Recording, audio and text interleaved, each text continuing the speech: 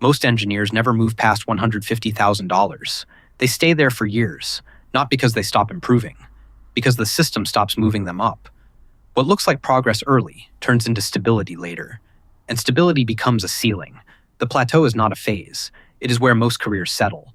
And once that level is reached, upward movement becomes slower and less predictable. For most, it effectively stops, and they don't realize it immediately. Now, salary distribution shows a clear concentration between $120,000 and $150,000. A large portion of engineers enter this range and remain there for years. Movement above it exists, but it slows down significantly. Raises become smaller, promotions take longer, opportunities narrow. This is not temporary resistance, it is structural slowdown. The system does not block you, it absorbs you.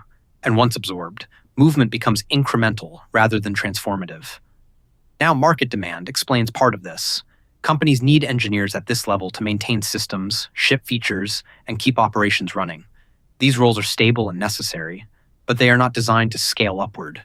They are designed to sustain output. Demand pulls engineers into this range, but does not push them beyond it.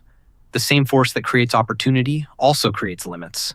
Stability is rewarded, but not expanded. And once stability becomes the expectation, upward movement is no longer prioritized. The system no longer looks for upward movement at that level. It looks for consistency, and consistency is easier to maintain than to promote. And the system rewards what is easier to maintain. Now, competition changes inside this range. Early in a career, skill differences are visible. Later, profiles begin to converge.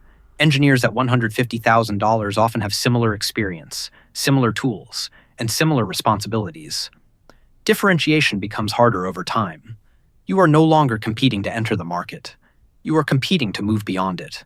And most profiles at this level look replaceable from the outside. Similar profiles reduce upward mobility. And when differentiation disappears, selection becomes slower and more selective. Fewer roles open, and more people compete for them at the same time. The system filters more people than it advances. Selection increases, but progression does not. More people compete, but fewer actually move. Now, early positioning becomes visible at this point. Engineers who spent their first years executing tasks without ownership reach this level with limited leverage. They can deliver work, but not shape systems. They can complete tasks, but not influence outcomes. This creates a ceiling that is not obvious at first, but becomes clear over time. The plateau is not created at $150,000. It becomes visible there. And by then, changing direction is harder, because the system now evaluates you based on what you have already been doing. Past positioning becomes the reference for future opportunities, and changing that reference later becomes significantly harder. Most never manage to change it at all. Now, long-term dynamics reinforce this pattern. More engineers enter the field every year. At the same time, automation reduces the need for repetitive development work. This compresses roles that do not scale in impact. The middle becomes more crowded. The top does not expand at the same rate. This creates pressure without movement.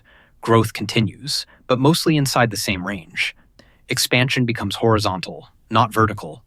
More roles, more people, but not more upward movement. The system grows, but it does not elevate at the same speed. More movement inside the layer, but not beyond it. Now, positioning determines who breaks out. Engineers who move beyond $150,000 do not simply improve their skills. They change their environment. They move closer to systems that generate leverage, revenue, infrastructure, scale.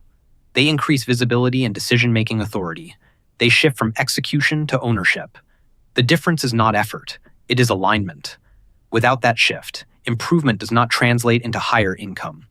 And most engineers never make that shift because the system does not require it from them. They continue performing well inside the same layer without realizing it does not lead upward. Performance is recognized, but not rewarded with upward mobility. Now, risk accumulates in a stable form. Engineers at this level often feel secure. They have income, experience, and predictable work. But stability becomes a trap over time. Years pass with incremental changes, but no structural shift. The gap between them and higher tiers widens gradually. Not because they decline, because they do not move. And the longer they stay, the harder it becomes to reposition. Time reinforces stability, even when it limits progression. What feels like experience becomes repetition over time. The system values consistency, even when it limits progression. Stability becomes the reason you do not move. What feels safe becomes limiting. Now, the system reinforces this equilibrium. Companies do not need everyone to advance. They need most engineers to remain productive at this level. Promotions are limited. High-impact roles are few. The system does not push people upward. It keeps most in place. This is not inefficiency. It is design. Stability at scale requires limited upward mobility. Final verdict: $150,000 is not a step toward higher income. It is where most engineers stop moving. The system does not fail them. It stabilizes them. Moving beyond this level requires more than time or improvement. It requires a shift in position. Without that shift, most engineers remain exactly where they are, not by accident, by structure. And structure does not change unless you move outside of it, and most people never get out of it.